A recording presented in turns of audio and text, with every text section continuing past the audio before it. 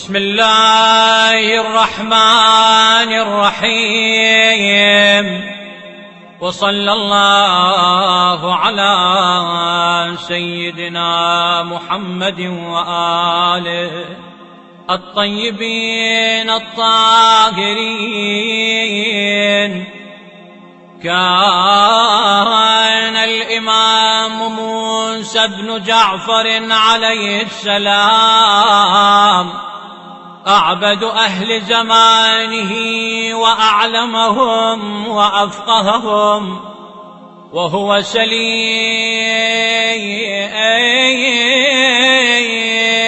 النبوة ووارث علوم آل البيت في عصره، والذي قال فيه الإمام الصادق عليه السلام: الحمد لله الذي جعلك خلفا من الآباء وسرورا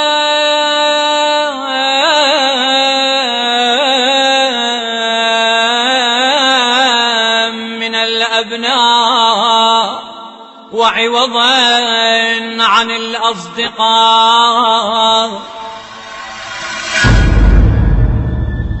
ولكن لما توالت الحكام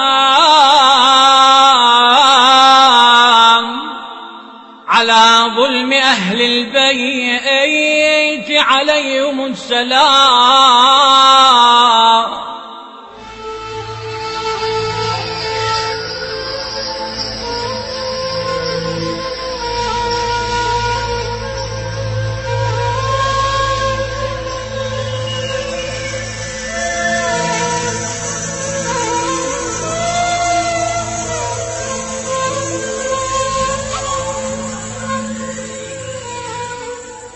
ولم ينتهي ظلم العباسيين على الإمام موسى بن جعفر، بل جاء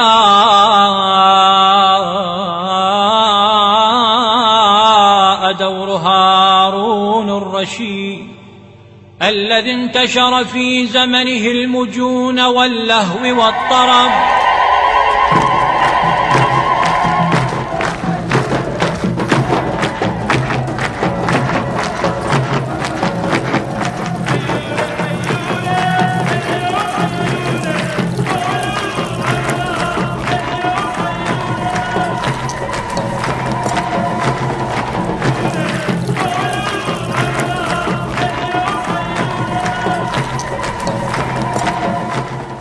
أيتها السحاب، اذهبي إلى حيث ما شئت يأتيني خراجك. ولم يثن الإمام عليه السلام عن ممارسة دوره في إصلاح المجتمع والانحراف في العقائد، حتى كان مارا ذات يوم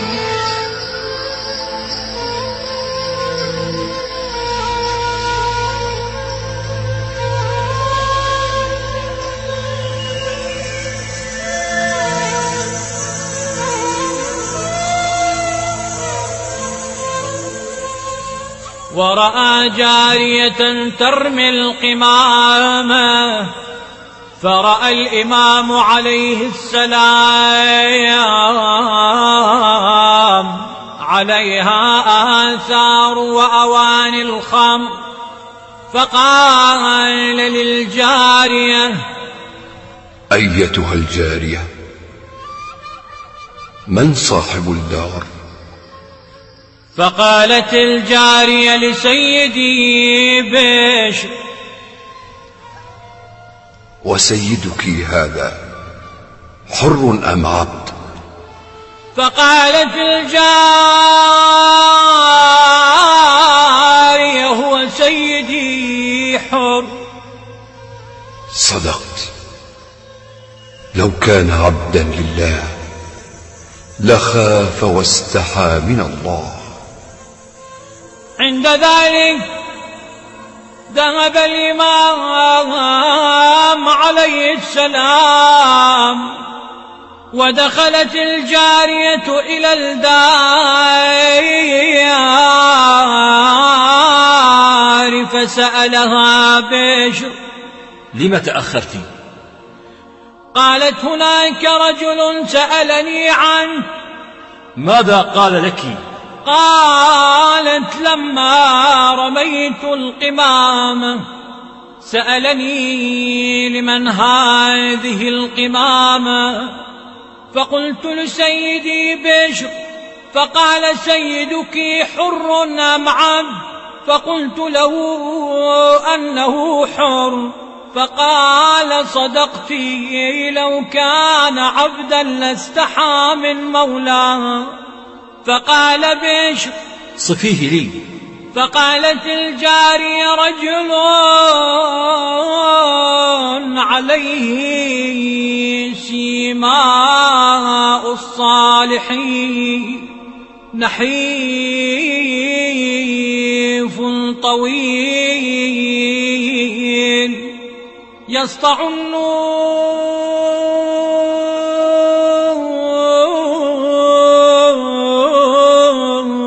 من ثناياه. فقال بشر: والله إنه لسيدي موسى بن جعفر. مولاي انتظرني يا مولاي، انتظرني يا مولاي يا موسى بن جعفر. فلما وصل إلى الإمام وأعلن التوبة ثم قال: مولاي يا ابن رسول الله، مولاي يا ابن رسول الله. إني من اليوم تارك الدنيا وأقسم أن أعيش الدهر كله حافيا. جزاك الله خيرا يا بشر، جزاك الله خيرا يا بشر. وكان الإمام عليه السلام أعبد أهل زمانه وأكرمهم، وكان يصل رحمه، وكان يتفقد الفقراء في الليل ويملأ إليهم الزنبيل فيه الدقيق والتمر فيوصل إليهم ذلك. ولكن الخليفة هارون الرشيد أراد أن يثبت عرشه وسلطانه على دماء الأبرياء والعلويين، حتى أنه استدعى أحد أمرائه وهو حميد بن قحطبة وقال له: يا حميد. أجل يا أمير المؤمنين. كيف طاعتك للأمير؟ بالنفس والمال والدين يا أمير المؤمنين. أحسنت، أحسنت يا حميد. أيها الحاجب. بلى يا مولاي. أعطه سيفا. فجاء إليه الخادم بالسيف، ثم أمره الرشيد أن يأخذه إلى البيت المغلق.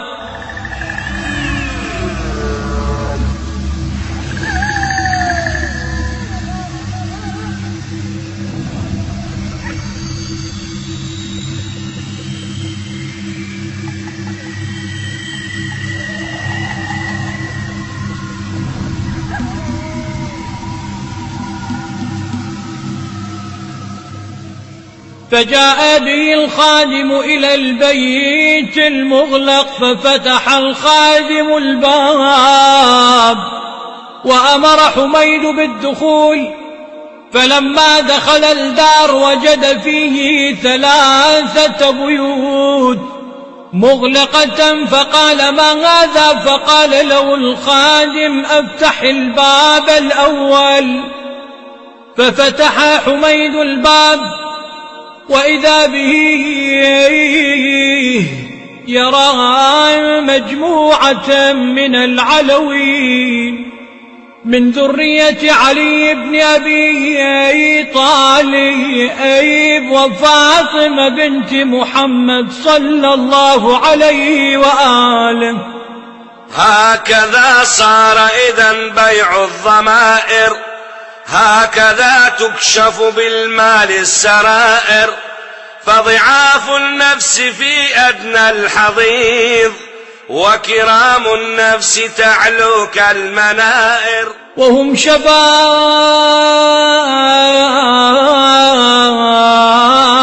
وكهول وصغار مقيدون بالسلاسل والقيود، فطلب منه قتلهم جميعا، ففعل حميد ذلك وقتلهم جميعا.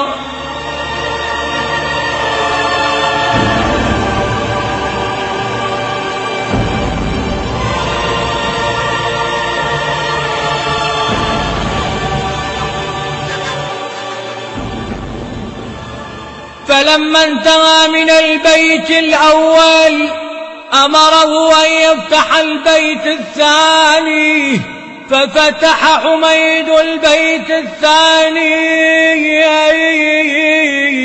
وإذا به يرى نفس العدد، فطلب أيضا أن يقتلهم جميعا، ففعل حميد وقتلهم جميعا.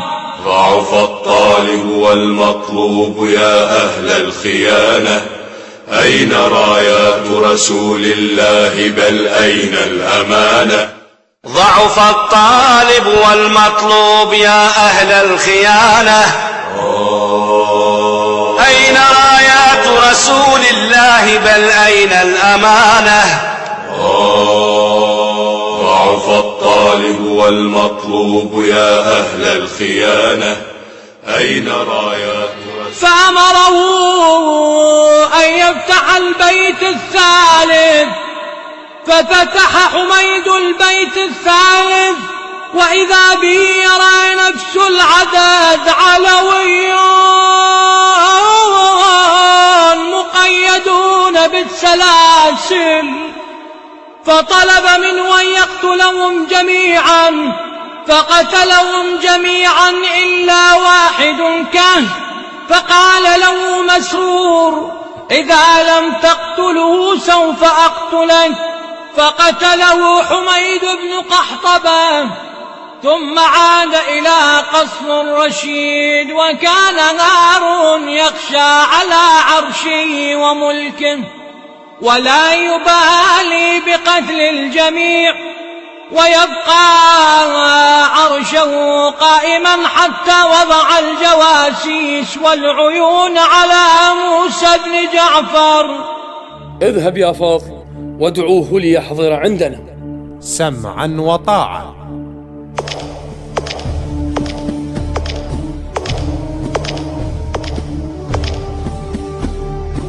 السلام عليك يا ابن بنت رسول الله. وعليك السلام ورحمة الله وبركاته.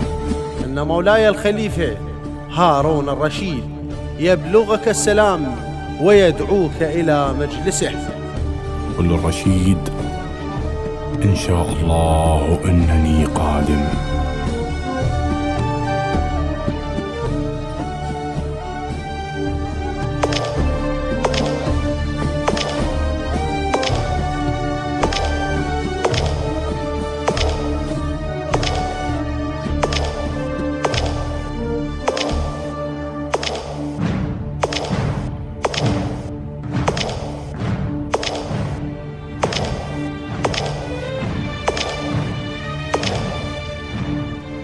السلام عليكم ورحمة الله وبركاته. وعليك السلام يا ابن العم، يا ابن رسول الله، ادنو واجلس بجانبي.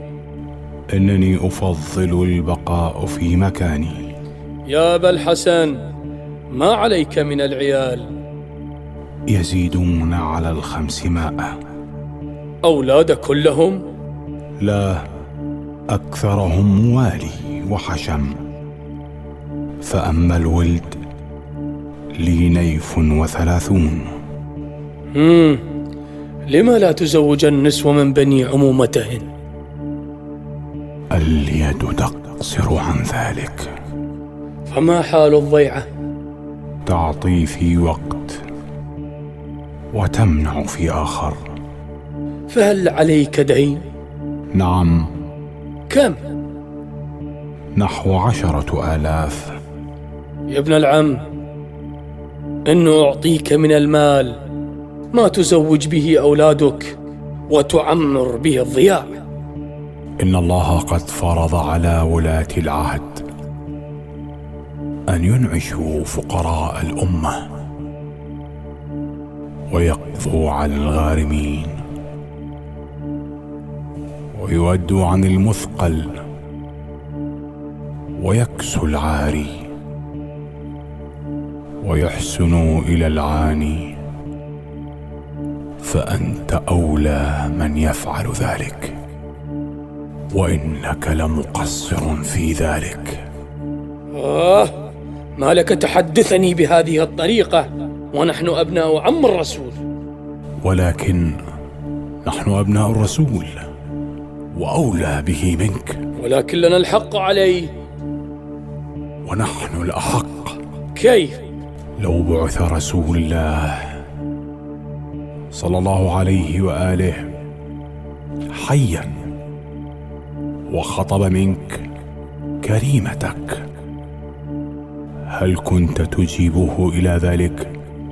بلى والله، وكنت أفتخر بذلك على العرب والعجم. لكن لا يخطب مني ولا أزوجه، لأنه والدنا لا والدكم، ولذلك نحن أقرب إليه منكم. وكيف أقرب؟ هل كان له أن يدخل على حرمك وهن مكشفات؟ لا والله. لكن له أن يدخل على حرمي ويجوز له ذلك، فلذلك نحن أقرب إليه منكم. يا ابن جعفر، إنك تشير بكلامك إلى الملك، فهل لكم فيه من شيء؟ نحن أحق به منكم، وإنكم لمغتصبون لحقوق الرعية. وأنتم يا آل محمد هل لكم حق؟ نعم، فدك. إن أعطيتكم فدك فهل رضيتم بحكم بني العباس؟ إن حددتها لن تردها بحق جدك إلا فعلت. أما الحد الأول فعدن. نعم. والحد الثاني سمرقند. والحد الثالث أفريقيا. هاي الحد الرابع فسيف البحر مما يلي الجزر وأرمينيا. لم يبقى لنا شيء. قد علمت أنك لن تردها. يا ابن جعفر، أسألك، لماذا لا تسمح لمواليك أن يعملوا تحت سلطة بني العباس وديارهم؟ هذه دار الفاسقين. قال تعالى: سأصرف عن آيات الذين يتكبرون في الأرض بغير الحق، وإن يروا كل آية لا يؤمنوا بها، وأن يروا سبيل الرشد لا يتخذوه سبيلا، وأن يروا سبيل الغي يتخذوه سبيلا. دار من هي؟ هي لشيعتنا فترة. شيعتهم؟ ولغيرهم فتنة. وما بال صاحب الدار لا يأخذها؟ أخذت منه عامرة ولا يردها إلا معمورة. أين مواليك وأين أنصارك؟ لم يكن الذين كفروا من أهل الكتاب والمشركين منفكين حتى تأتيهم البينة. أنحن كفار؟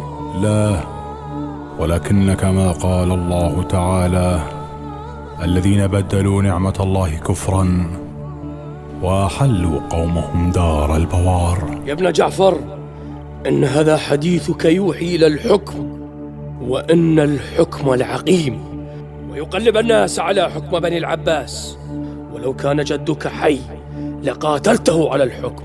فأمر بالقبض عليه، فقيدوا الإمام عليه السلام.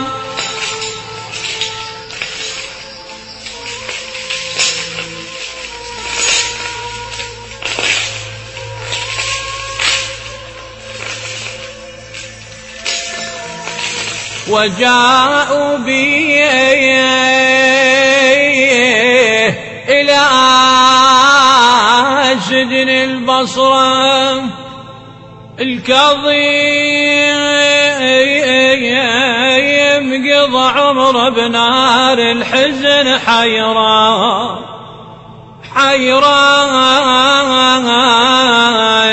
موحش الدار عليه بين 4 جدران، ما يدري الليل ونهار لو ينظر السجار، وظل بلوعة الصابر ينظر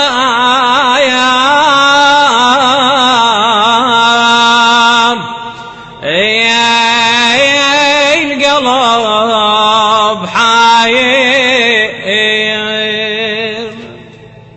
وأمر الرسول أن يسلمه إلى عيسى بن جعفر، وكان على سجن البصرة. فلما جاءوا بالإمام إلى السجن ووضعوه فيه، أخذ الإمام عليه السلام بالعبادة، قائما يصلي الليل، صائما نهاره، وهو في زنازين الطاغي. وهذا ما يدل على ضعفهم أمام هذه الشخصية العظيمة، رغم ما يملكون من قوة وسلطة ودولة ومال، فلم يجدوا غير السجن والإرهاب أداة ووسيلة لحماية سلطانهم والحفاظ على كراسيهم. فعند ذلك كتب السجان عيسى بن جعفر إلى الرشيد كتابا قائلا: خذ مني موسى بن جعفر وسلمه إلى من شئت، وإلا قد أخليت سبيله، لأنني كلما أريد أن آخذ عليه حجة لم أستطع، رغم أني أتربص إذا دعا لعله يدعو على الخليفة، فلم أسمع منه ذلك، غير أني أسمعه يدعو ربه ويناجيه بطلب الرحمة والمغفرة. بالحبيب قضى العمر لما انقضى،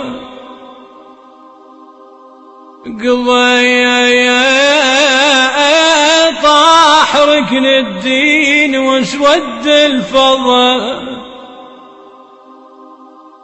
والله يا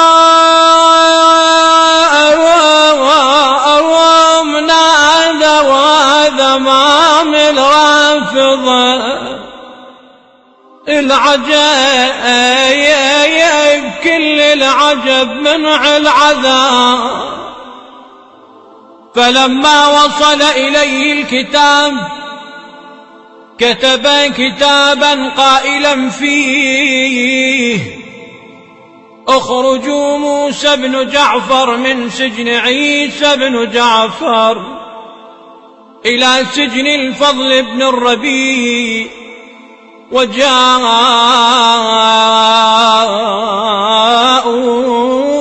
على الإمام حتى أخرجوه من سجن عيسى.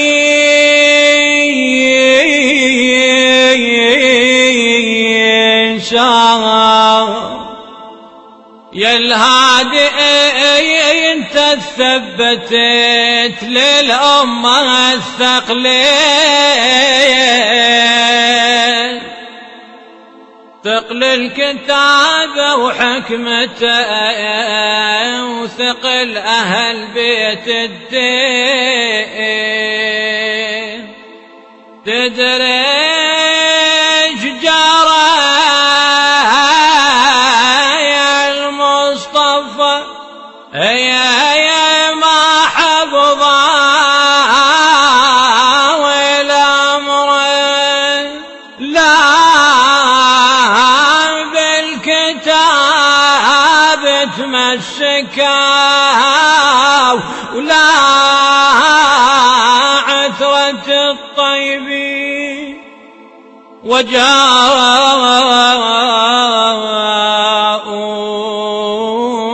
إلى سجن الفضل بن الربيع ووضعوه في السجن حتى أخذ الإمام يصلي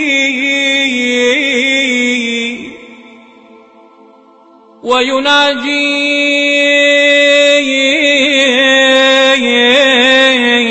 ربه قائلا: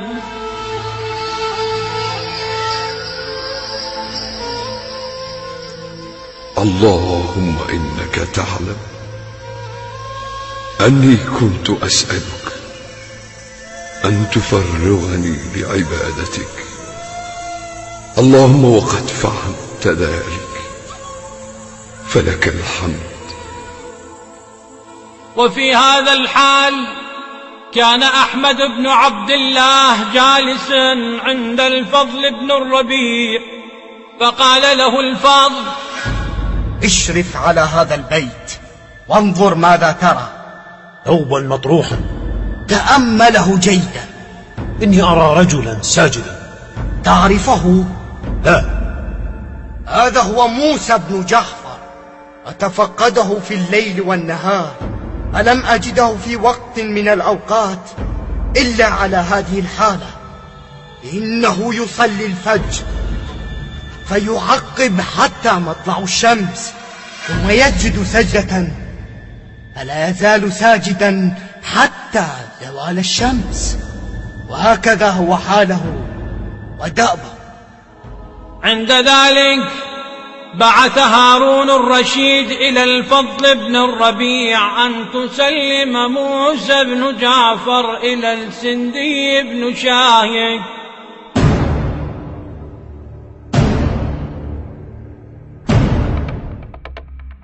أيها السندي بن شاهك، أيها السندي بن شاهك، مرني يا سيدي. احبس موسى بن جعفر في سجنك، وافعل هذا الأمر الذي لم يقدر عليه أصحابك، وبطريقة لا تثير غضب الناس. سمعا وطاعة مولاي الخليفة.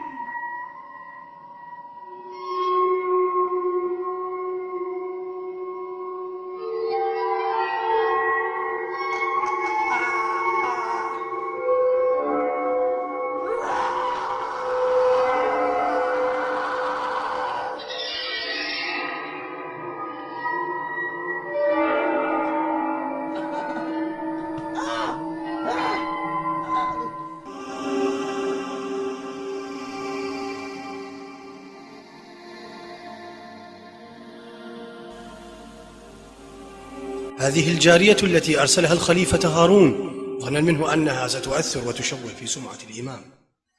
إني على يقين أنها لم تفلح بذلك، فهذا موسى بن جعفر.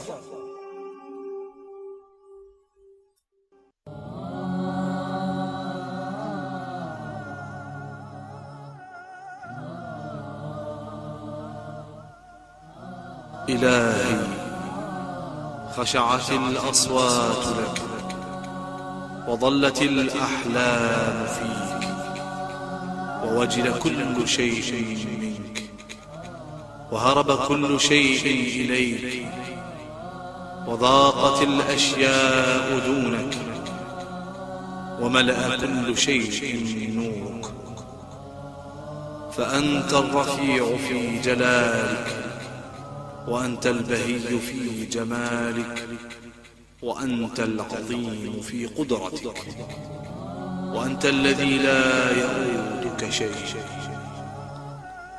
يا منزل نعمتي، يا مفرج كربتي، يا قاضي حاجتي، أعطني مسألتي بلا إله إلا أنت.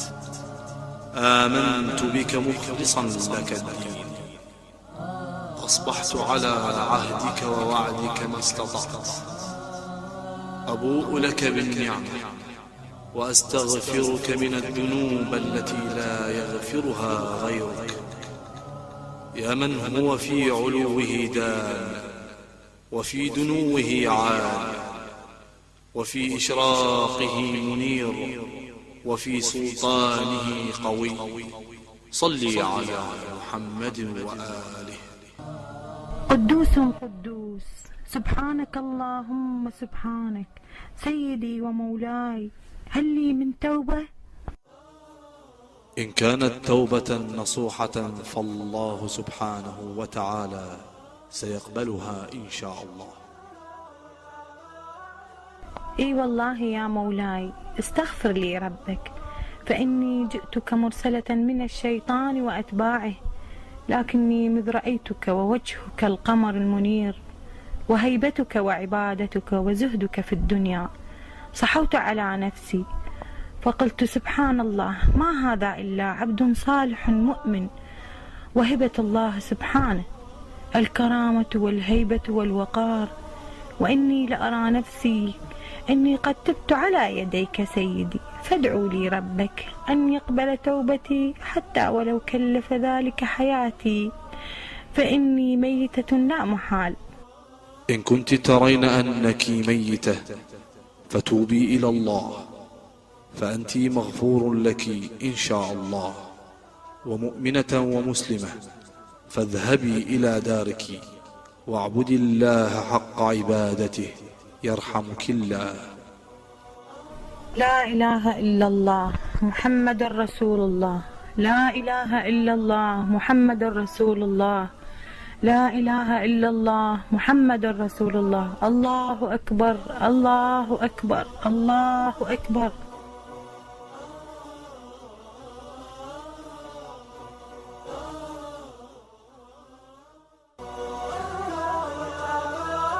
السلام عليك يا موسى بن جعفر. وعليك السلام ورحمة الله وبركاته. ما وراءك هذه المرة أيها السندي بن شاهك؟ أرى إنك صائم هذا اليوم. الحمد لله. سيدي ومولاي هارون بعث إليك بهذا الإناء المملوء بالفاكهة لتفطر عليه. لا حاجة لي بإنائك، فإنه يكفيني الخبز والماء. أرجوك يا موسى بن جعفر، إن الخليفة هارون ألح علي بأن تأكل هذا الطعام كله وبحقه عليك، فإنه اختاره بنفسه لك، فخذه يا موسى فإنه قد حان وقت الإفطار.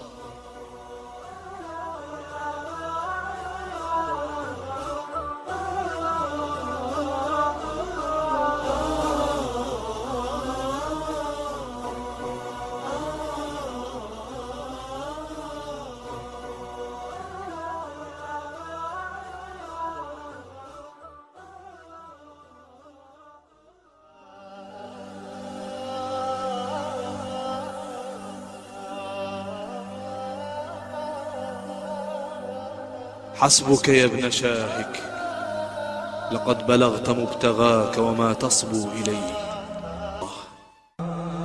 والله من شدة السيم صعد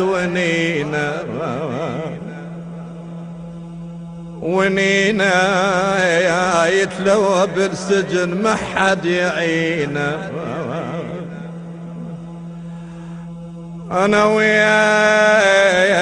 الرضا يلف من المدينة، والله المدينة الابن ويوالده يغمض العين. أنا وياين الرضا بعد ساعة يجي، والله يلتفت ويعده يمتى يطوب لي. أنا بحضنه يخلي راسه ويمد رجلي،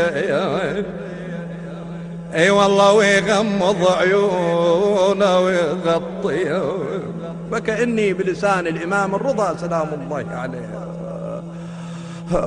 ابويا انا يرد للداير بمن يضوى العين، ابويا يرد للدار بمن يضوى العين. اطف الناير ميماين والقلب نوار، ابويا اهود على صغار تنوح الكباير، الكباير جرح فرقه وياك ما يرحم لا اضرب، جرح فرقك ما يرحم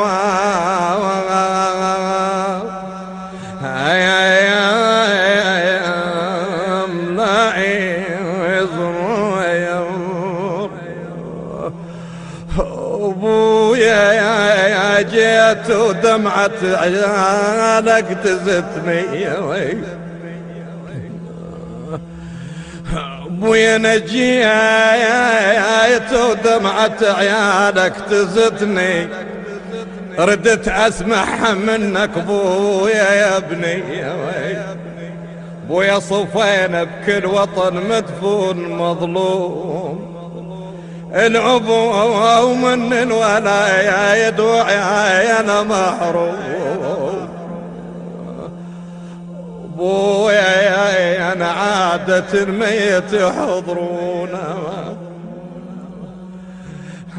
ابويا عادة الميت يحضرونا، وحباب تغمضنا عيونا، والله بس موسى بن جعفر ما يجونا. ابويا ودمع البيا بيحلون، يا دمع البيا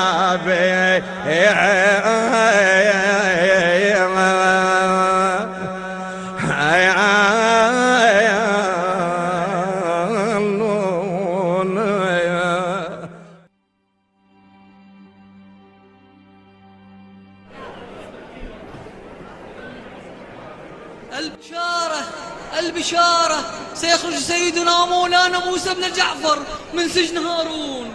البشارة البشارة سيخرج سيدنا مولانا موسى بن جعفر من سجن هارون.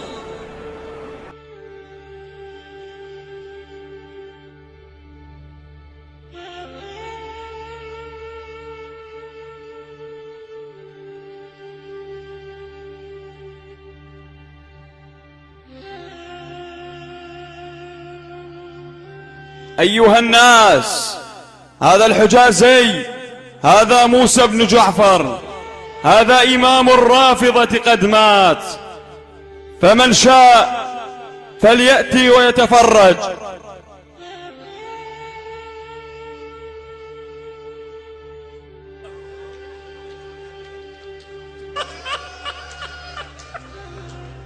وإمامه وسيده وموسى بن جعفر.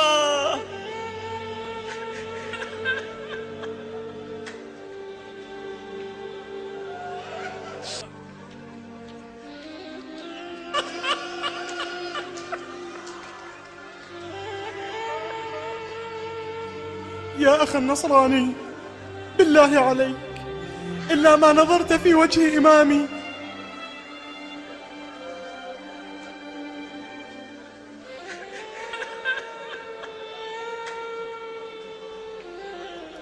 يا ابن سويد، ألهذا الرجل من عشيرة؟ نعم، لكنهم بعيدون. ولكن لماذا يا أخي النصراني؟ فليطالبوا بدمه، فإن الرجل مسموم. وإمامه وسيده وموسى بن جعفر، وإمامه وسيده وموسى بن جعفر. اجدل تعتني البغداد، تجي تشارك مصاب بدمع مهدايا.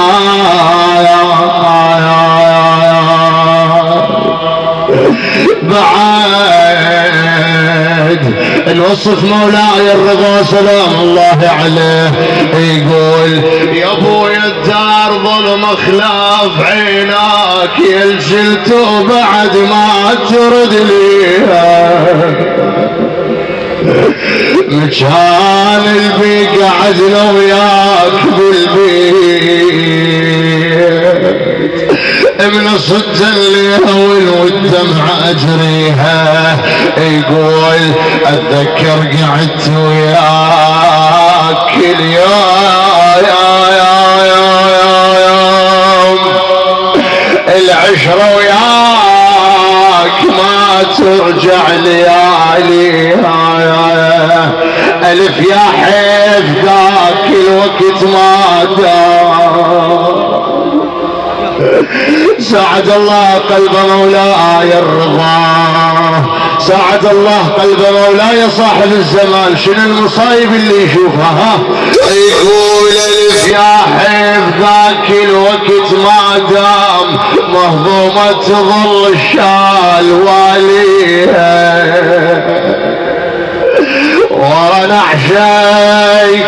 ورا نعشك طلعت اصرخ بيا حال، روحي وفرقتك والهضم قال